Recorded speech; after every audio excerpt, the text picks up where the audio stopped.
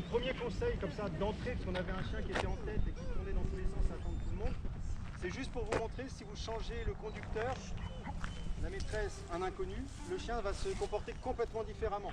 Alors le but n'est pas de vous dire, et je vous auto-flagelle tous, vous êtes des mauvais maîtres et c'est vous qui faites que le chien tire ou fasse ci ou ça.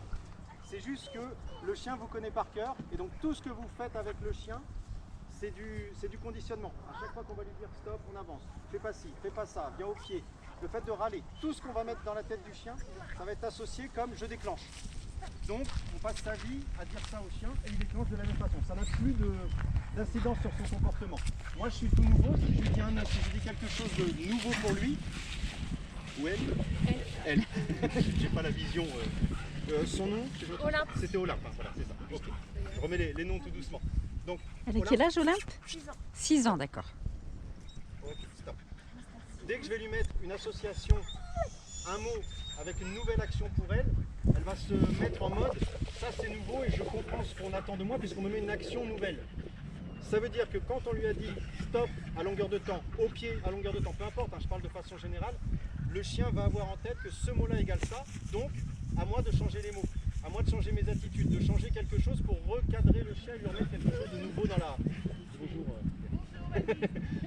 de lui mettre quelque chose de nouveau dans la tête. Ça veut dire que là, Olympe, stop. Là j'ai un stop, ça c'est oui, ça c'est stop. Olympe, très bien. Olympe, demi-tour. Assis, excellent. Ah oui, couche si tu veux. Ouais. Ok. Là, si elle me saute dessus, que je lui dis stop, ne saute pas, elle entendra que stop, ne saute pas égale on saute. Et on passe sa vie à ça. Donc c'est pour vous donner déjà un premier conseil que c'est à vous de changer certaines choses. C'est pour faire ouvrir un peu les yeux, façon de parler, mais en tout cas, essayez de changer parce que si vous restez dans la même dynamique, vous allez passer votre vie avec un chien qui tire, un chien qui aboie, un chien qui est agressif de telle ou telle sorte. Voilà, donc pensez à ça.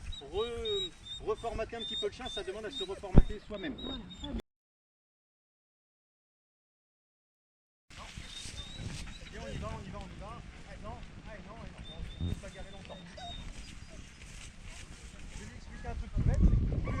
Moins elle aura le jouet, plus elle est calme, plus elle aura le jouet. Et plus elle va me regarder, plus elle aura le jouet.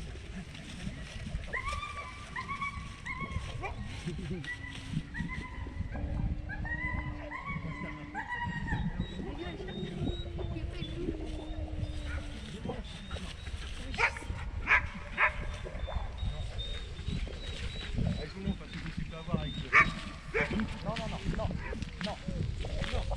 Non, lâche, donne, lâche, donne. Bon, je peux passer mon après-midi, c'est un peu difficile. Donc ce que je vais faire, c'est...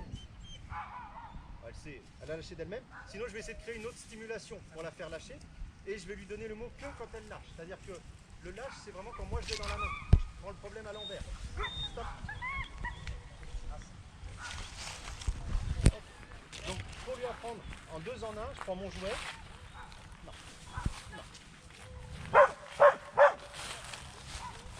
J'ai jeté le jouet ici. Là, elle va essayer tout ce qu'elle peut. Évidemment, il ne faut pas que je me fasse avoir. Hein. Elle va changer de stratégie dans quelques secondes. Elle va me faire un petit assis. Là, elle tire. Elle n'y arrive pas. Elle va tourner. Elle va réessayer plus fort. Ça ne marche pas. Donc, qu'est-ce que je peux faire? Ici, j'ai essayé ce que je connaissais. Tiens, boum, le assis. Maintenant, il va falloir aller plus loin. Ok, elle commence à bien comprendre. Ça, c'est ok. Je lui dis pas que c'est super, je lui dis juste c'est ok. Et c'est remonté. Et ça, j'aurais pu le payer tout de suite. Là, c'est pour vous le faire une deuxième fois. Là, elle vient de regarder et partir. Bah non, on va pas regarder dans le décor quand on part. Je vais l'aider un petit peu. Stop. Assis. Là. Encore. Là. Oui. Ok, Andy. C'est bien. Prends. Tu me regardes, tu prends. Et ça, c'est de la répétition. Lui expliquer à chaque fois qu'il y a un regard, tu prends. Et ça part d'où? De la gamelle. La gamelle le soir, c'est pas jette-toi dans la gamelle, c'est tu me regardes, tu as la gamelle. Tu me regardes, tu as le jouet. Tu me regardes, on va jouer, on va pas aller voir le copain. Et si tu me regardes, tu peux peut-être aller voir le copain aussi. Ça va dépendre de ce que j'ai envie de donner au chien. Donc pour le don, puisque je suis dessus. Je ne joue pas, je m'arrête.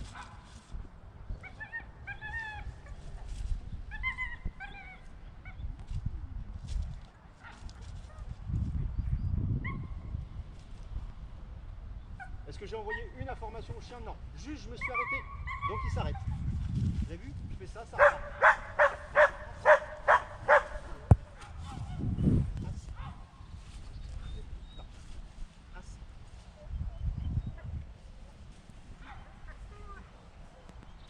Andy?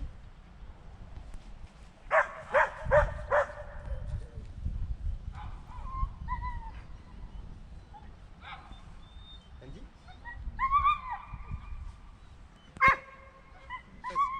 Presque.